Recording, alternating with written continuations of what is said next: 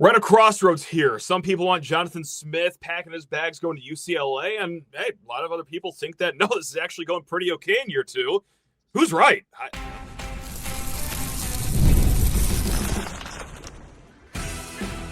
You are Locked On Spartans, your daily podcast on the Michigan State Spartans, part of the Locked On Podcast Network, your team every day.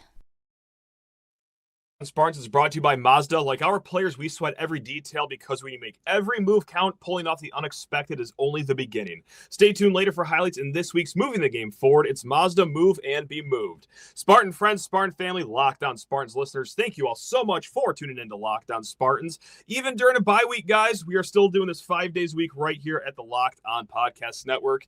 And guys, get ready for a chat, not just with me, just rambling on and on, but no, we got Chris Vannini, senior writer over at The Athletic, host of the Bunch Formation podcast.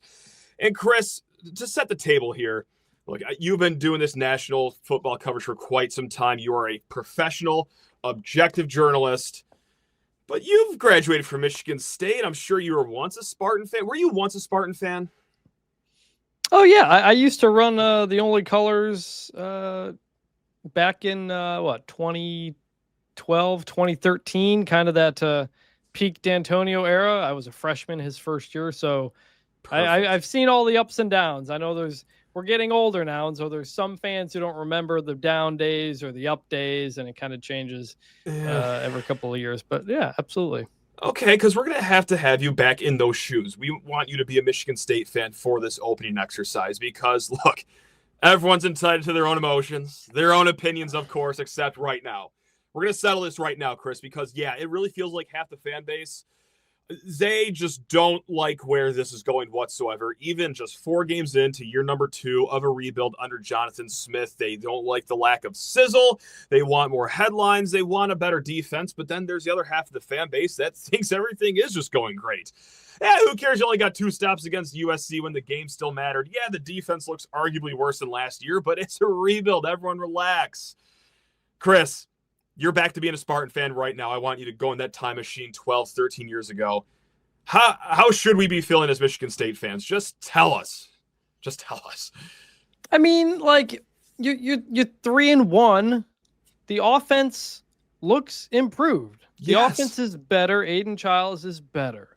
The defense is worse. That is a problem. Yeah. That USC game, for people who remember a day when there wasn't Pac-12 teams in the Big Ten, it was always the thing that a Big Ten team would go west, play late, and have a weird loss. Yeah. MSU had that with Arizona State, the Hawaii game back in 05 or 06. That sounds right. 06, I think. Yeah. Wisconsin's gone up there, had problems. MSU in 2014 lost at Oregon. So like that's part of it. I also think USC might be pretty good. Like, we don't know yet. And so that's a problem. I'd be obviously far more concerned with the Youngstown State performance on defense. None of the statistics look very good at all. So it's like it's a mixed bag. I think some of it's getting better. Some of it's getting worse. And you're in the middle of the season, so you can't really change any of that. So, like, it's weird taking, like, the middle ground, but, like, I don't know, like, I know. You like got to give it some time. You're not firing a coach right now. Like, you got to see how it plays out.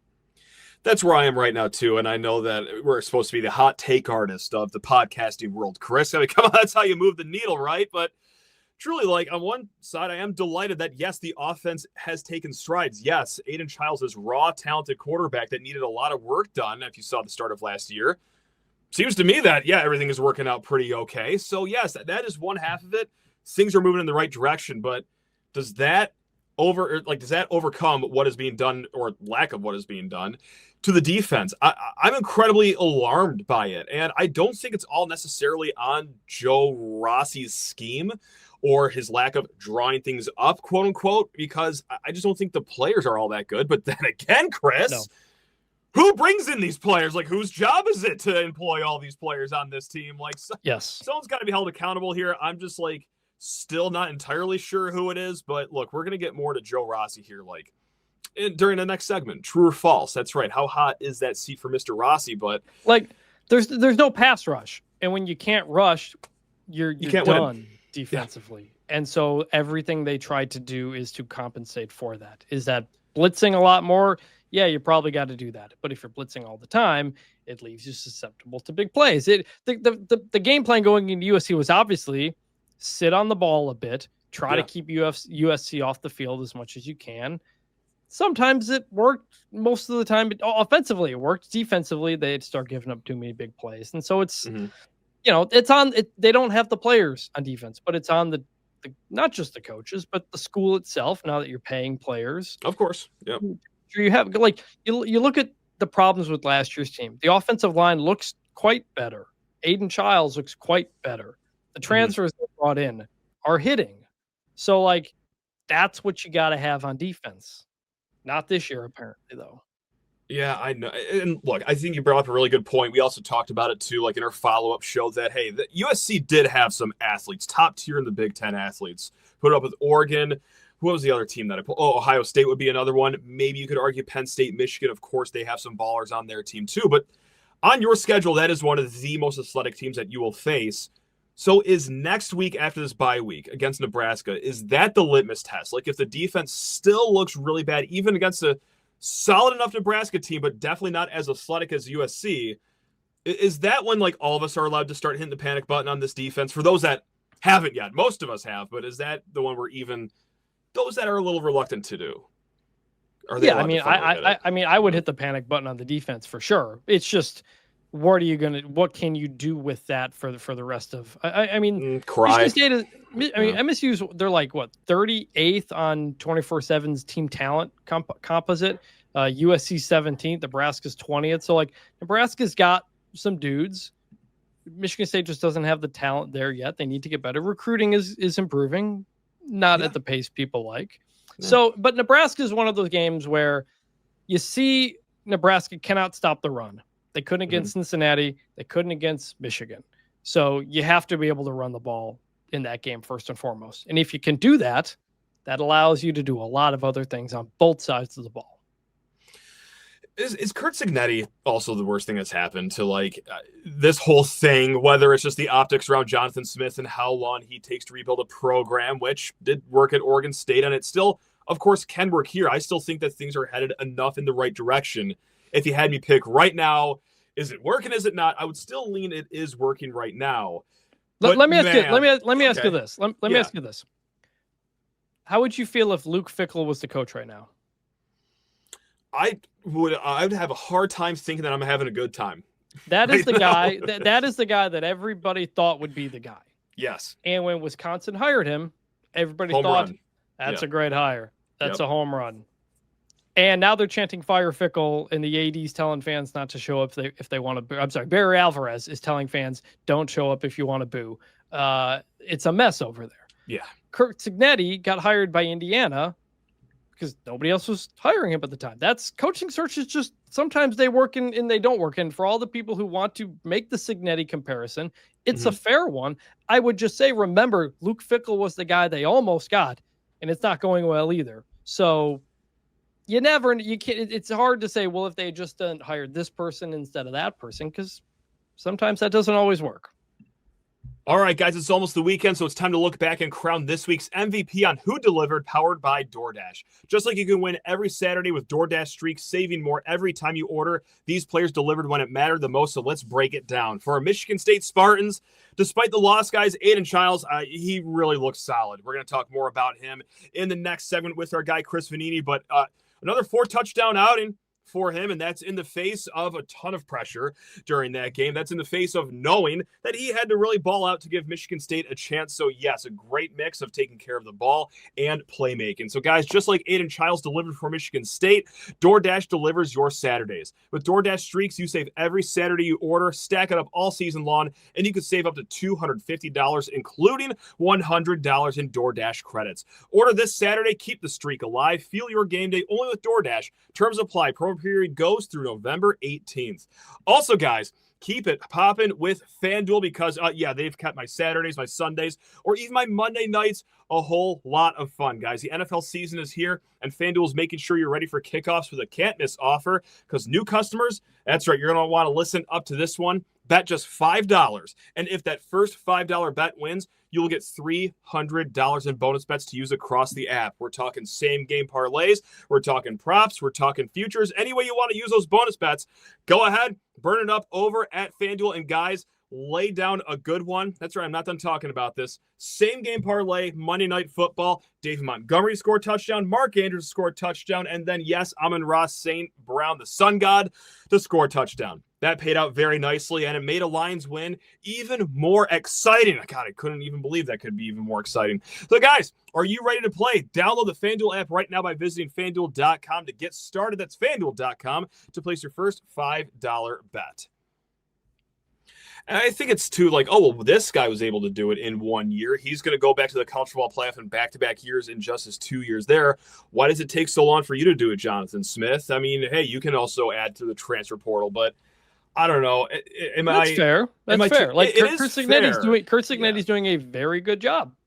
Like that's straight facts. And Indiana has then invested as such afterward, giving him a huge raise. The money they're paying players to keep guys, to bring guys, they're competing at a very high level financially, very quickly, in a way that they weren't before. So that's a credit to them. I've gotten some iteration of this question time and time again. It's, oh, well, hey, how is it going between Jonathan Smith and Curt Cignetti? Well, what if Curt Cignetti goes up and leaves for Florida after this year? Like, wouldn't you be happier with Jonathan Smith? And truly, I'm actually torn on that because I don't know, like, this guy just came here, led Michigan State to 2 college football playoffs, and then just bolted somewhere else. Like, is that 2 more college football playoffs that I'll see anyway in the next 5-10 years here at Michigan State? Like, so I truly don't know how to answer that. You and I had that conversation the last time I was on, maybe, but it was like, when they hired Mark D'Antonio, they could have hired Brian Kelly. Yeah, certainly. And we said if they had hired Brian Kelly, he would have left within 3-4 years. And Mark D'Antonio didn't, and he stayed. Yep. And that set the foundation for the program. Is that better? Is that worse? It depends how you feel about that. But we felt Jonathan Smith was a guy who was probably going to come and build something and likely stay for a while and not just jump at the first big thing that came around. Now that's not happening right now. So like it's a fair question to have. I think if you're Indiana, you take that. Like you're having seasons you've never had before. It's a good problem to have if you lose your coach because you went to the playoff twice, for sure. No kidding, especially for a program that really hasn't had anything like that in the last decade, too. Yeah, and MSU had not had that either. Yep. When they hired D'Antonio, they had not had any sort of consistency forever. So yeah. No question. Look, let's get into a high-level game right now. It's called True or False, Chris. I'm just going to say a statement, and then, you're going to be the judge here, just like you were the judge of all of our opinions on Jonathan Smith so far. But look, the other day, I was talking about Aidan Chiles. Even after the USC game, I think he cemented himself as one of the upper third Big Ten quarterbacks. Really think Michigan State fans are in an exclusive club in college football of being able to say that, yes, we actually do enjoy our quarterbacks. So is that true or false? Aidan Chiles is in the upper third of Big Ten quarterbacks. I brought it up with Oregon, USC, Washington, Ohio State, Indiana, and then Illinois with Luke Altmaier's kind of that fringe. But I even said, I think Penn State might even trade places right now. Drew Aller for Aidan Chiles. Rutgers, sure. Athan Kaliakmanis, he's looking okay right now, but I think they'd still rather have a dynamic athlete in Aidan Chiles. And then Michigan, yes, Bryce Underwood, he's going to be written in the New Testament once his career is all said and done at Michigan, or so I'm led to believe. But in the here and now, I think they would take an Aidan Chiles. So, Chris, how ahead of my skis am I right now? Is he an upper third quarterback, or am I just a little too high in the green and white supply over here? So 18 teams, we're talking top 6, right? Top 6. Yeah, that's right. I would say so. Okay.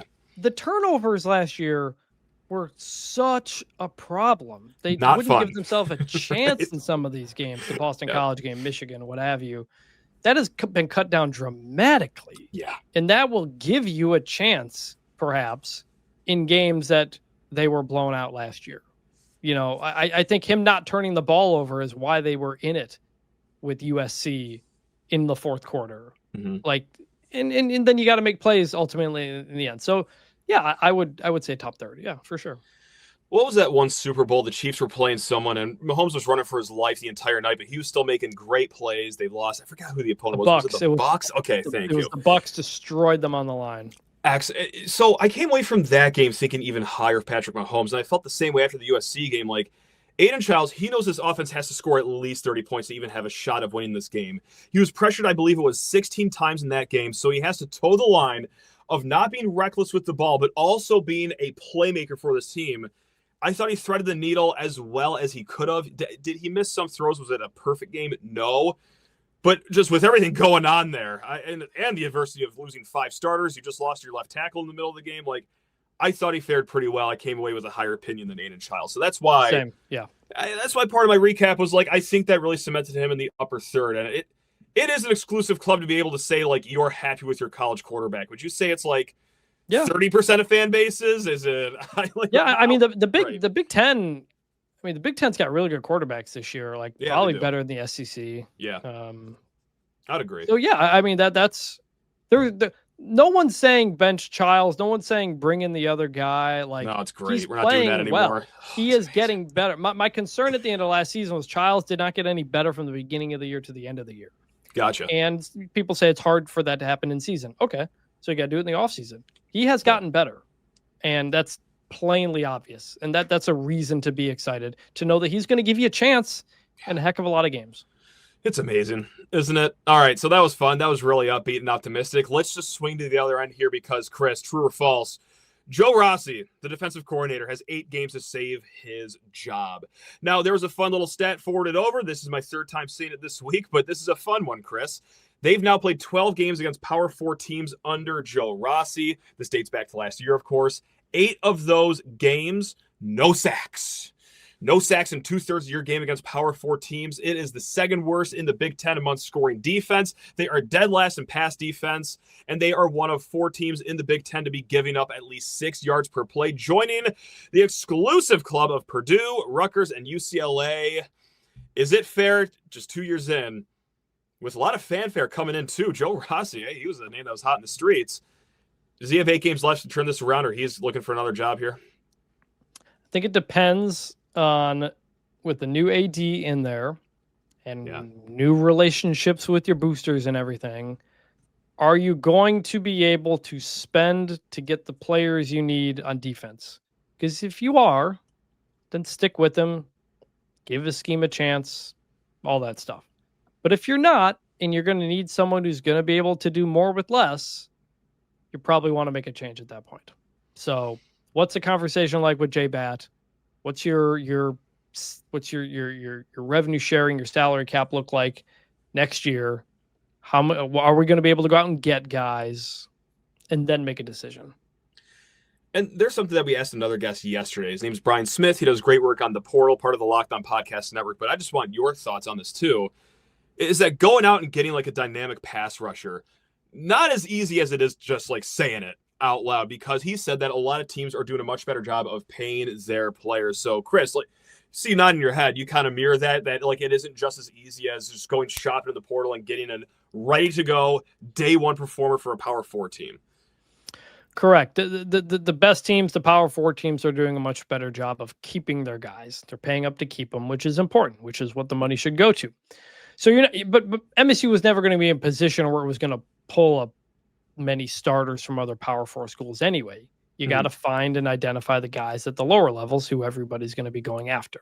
Yep. I think that's a big part of it. I mean, look at the wide receiver from Middle Tennessee. Like, he's playing, making plays, doing some stuff. Like, those are the guys you have to know you can evaluate, you can get, that other people are going to want to get. I mean, like, LSU went and got out a whole bunch of new defensive linemen in the portal last year. They killed it. None of them, like, you're not sure, like, if they're SEC ready, but it turns out they are. Like, they evaluated and identified the right guys to get on the line. And that's what MSU needs to do. I just don't know what they would do differently. I guess the one thing that I was railing on is that some of the guys that they're throwing out at the rush end is a guy that was a redshirt freshman at Air Force last year, so still pretty young. And then a guy that was a 4-star coming out of Wisconsin. He played no snaps last year, but still he was one of these top recruits out of Hawaii. But instead of those guys being like, hey, in 2026, you'll definitely be ready. Like, they use those guys as like, no, you got to be ready like right now. And then they got another guy that lost his starting job at Texas Tech to try to solve the issue. So truly, like, I guess I don't know, like, the what else they could have done. the identifying and the evaluating may not be good by the defensive staff. Safe to say, as of now, yeah. Right? And it's very clear that's the case at Wisconsin with Luke Fickell and the guys that they bring in that aren't doing anything. So no kidding. That's if you're Jonathan Smith and you're evaluating how your defensive transfers did compared to your offensive transfers, if they're not doing a good job, then yeah, you make a change. This episode is brought to you by Mazda's Moving the Game Forward. For those who believe it's not just about playing the game, it's about redefining it. There are moments that do more than put points on the board. They move crowds, move culture, and keep moving the game forward. This week's moment that moved the game forward, I got two guys. I just have Omari Kelly's outing. Even in the loss against USC, he is showing why he is one of the better receivers in the Big Ten. 133 yards on 6 catches, but also we'll throw a bone to the defense because Armarion Smith's punch-out, that was a big one. All momentum was lost in the second half until that happened. Let Michigan State dream for just a little bit. But nevertheless, of course, USC Trojans, yeah, they got some guys that move the game forward over there. When you follow what moves you, the unexpected is only the beginning. And just like there's more to every highlight, there's more to a Mazda vehicle. It's Mazda. Move and be moved. Also, guys, look your best this season with Alumni Hall. Guys, that's right. Alumni Hall, they are the best place to get your Michigan State gear. They have all the officially licensed brands that you are talking about. Nike, Columbia, Champion, Yeti, New Era, so much more, guys. They have apparel for the entire family, from kids to adults, plus a huge selection of hats, gifts, and all the tailgating gear that you could ever want to make your setup the best in the lots this season. And guys, they also really take care of the Spartan community. Michigan State students and faculty, as well as military and all first responders, you guys get 10% off with a valid ID in the store. And on top of all that, follow Alumni Hall on social media, download the Alumni Hall app because you'll find even more great deals there. So pop into Alumni Hall in the Eastwood Town Center in Lansing near the Apple Store, or shop online or through their app. And best of all, hey, for every $150 you spend, you're going to get $10 in Hall cash to use for your next time. So grab the new game day look or upgrade your tailgate with Alumni Hall, your ultimate Michigan State shopping destination. Not to jump around here, but this isn't even a true or false question. Just how deep in the doo-doo is Wisconsin? Because I was also reading up, like, they are not financially committed to football as much as you would think they are. Like, is this going to be like a longer rebuild for Wisconsin than Jonathan Smith had here at Michigan State, or is that just going a little too far, you think? I mean, like, kind of. I mean, Wisconsin hasn't been relevant for years now. It's tough. And they don't have an identity. They can't rely on ways they used to win before because of the portal, because now they can lose guys. And his buyout is like $28 million, I think, Luke Fickell. It would be I did not know that. It's gigantic. It would be like the second biggest buyout ever, I believe. Yeah, it would be. Ahead of Gus Malzahn. And yeah, that's why you have like Big Cat, Dan Katz, trying to get in touch with some Chinese billionaire who spent some time at Wisconsin. That's what everybody's trying to do. You got to find your billionaire, like Dave Portnoy did to get your Bryce Underwood. And yeah, their future does not look great because they have never had the high upside type of program. They were the consistent do more with less program, and that doesn't cut it anymore anywhere. Yeah, right. I knew the buyout number, like that it would be the second highest at the top of my head, because Jonathan Smith's buyout right now, $32-ish million. That would be the second highest, of course, behind Jimbo Fisher by a wide margin, but still, that kind of money is a lot. I'll add this, by the way. This is not the year you want to be making a coaching hire, because there are going to be so many jobs open, so many SEC jobs open that you are not getting your top 5 guys you want to come, in. John Summerall is not coming to Michigan State. Alex School is probably not coming to Michigan State. Like, Florida's probably going to be open. Arkansas is probably going to be open. You may have Lane Kiffin leave or something like that. Like, this is not the year you want to be doing that. Not to mention, you got to wait for the rest of the season to play out. Yeah, we're a third of the way through the season. Like, the school's firing their coaches right now. Virginia Tech, Oklahoma State, UCLA. Those programs are hopeless. Yeah, they're 0-3 and losing to Tulsa. Like, I know fans think it can't get worse. It can get a lot worse. For some of us, the John L. Smith days are not that long ago. They forged me into the person I am. Yeah, I'm the way I am because of him. And outside of the one Kenneth Walker year, MSU has not been a top program for quite a while now. This is not just hire a new coach and boom, you're fixed. There are a lot of things that need to be done that J-Bad is doing, bringing in when Mel Tucker got fired before they hired Jonathan Smith, talked to a lot of people throughout the program. Okay. And boosters and stuff like that. And they all said, like, the program is not as set as people think it is. Like, because they gave Mel Tucker a $10 million contract, people thought, oh, we're on the Michigan, Ohio State level, like, financially. This is not the case. Yeah. That is not the case with how long it took to fix the football building, money going to players, the whole deal when Tucker got fired and making sure players got their money. It was a mess. And so that is why Jay Back got the job, because he's very good at raising money. Yep. That's what we did at Georgia Tech, which was broke. And so that is his job. Like, you got to get all that together too. And the idea of, like, just make a coaching change now that's going to fix everything. No, that is how you get into the cycle that you then never get out of. If you're firing coaches every 2 or 3 years, you got to give a guy time, because you knew this was going to have to take a little bit. If Indiana doesn't, like you said, if Curt Cignetti doesn't do what he's doing at Indiana, I don't know if the feeling is the same. Because look what Luke Fickell is dealing with. It's the same thing going up there. This is a lot harder than just bringing a new coach. And if you fire a guy after 2 years, prospective coaches are going to go, they're not going to give you a lot of time to win there. You want to go to a place where you feel like a coach will want to go to a place where he will feel like he will have some time to do what he wants to do. And, like, never mind. And you brought up a great point. Not the year to be in a coaching search, of course, with all the SEC teams, your fellow Big Ten teams. But how would the culture look? Which is one of the many line items that had to be fixed here at Michigan State. With, let's see, Mel Tucker in 23, Harlan Barnett in 23, Smith in 24, 25. That'd be 4 coaches in a 3-year span. Like, what's that going to do for the locker room? Just wonders. That's where I pump the brakes. Look, am I thrilled with how things are going this year? I'm happy to be 3-1. I'm happy to see the offense. The defense is kind of a big bummer so far. But, man, like, things are moving forward in the right direction. Maybe at a more glacial speed than people want. But at the moment, do you think this team is better than last year on the whole? Yes, I think they beat them by 2 scores. Yeah. Right now, I would say yes. And that's now, if we come back and they're 3-5, then maybe we have a different conversation. But now, lose to UCLA. Oh God. Right now, though, things are better. So, like, chill a little bit. Obviously, you want your team to win, but you can't just jump to fire the coach and think that's a solution.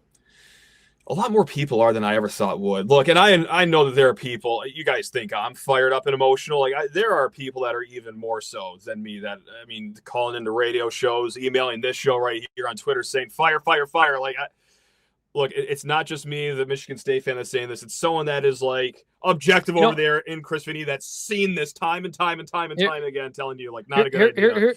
Here's a fun story. In 2009, I'm at the State News. And we create the State News Twitter accounts. They've since changed, but or we did. I don't know, it's Twitter. Something in our State News system. It's 2009. Our password was Fire Narduzzi, because in 2009 that defense was getting torched. It was getting worse from 08 to 09. They lost to Central Michigan. They get destroyed by Jimmy Clausen, and the next year they win the Big Ten. So, like, it's like you got to take it like these are more than just, these are not simplistic things. And I know it's a different era now of college football than it was in 2009, but, like, the way a program is run is still the same, and things don't just switch. The team right now seems better. You have a quarterback who's better. Yeah. It's one loss to a team we think could be pretty good, and it was at 11 o'clock your time, and they had a player get carted off in a very emotional situation. Yeah. So, like, let's see how Nebraska goes. Let's see how some of these other games go, and then we decide to panic. I don't think we need to panic yet. And I think Jonathan Smith's demeanor frustrates people. It does, yeah. Like, It is who he is, though. D'Antonio, yeah, like D'Antonio for the like we remember that the things, some of the certain things that Mark D'Antonio said, but like week to week he was very boring. Mm-hmm. Typically, when I covered the team in 09 and 10 and 11, so like things are getting better. So like, and once they're not, then we can talk. But it's also last year was better than the year prior. Like, so it's still, we're going somewhere. We'll see if they get blown up by Nebraska, things are going well. Okay, then we'll have the conversation. But there's no reason to have this conversation now. It's September. Well, people are. So that's why I'm glad to have you on to preach patience, because again, like, you've seen it more than anyone, like the last decade. I mean, you ran a website called Coaching Search, for crying out loud. Like you are the coaching guy here, Chris. So yeah, you are as qualified as anyone to talk about this, which is great to have you on.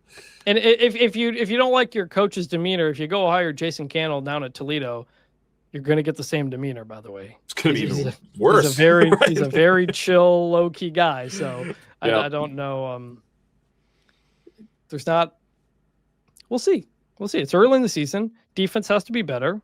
Look, yes. I was out on the Lions after week 1, and now I'm getting old. Oh yeah, I'm getting old. I'm getting old. Take exposed today. Yeah, heck yeah. For that, like, I'm gonna take exposed myself. Maybe it's one bad game. Lions. I don't know. I know God, it's almost like you should make a referendum about an offensive coordinator 2 quarters into the season, like this idiot over here did. That's me, of course.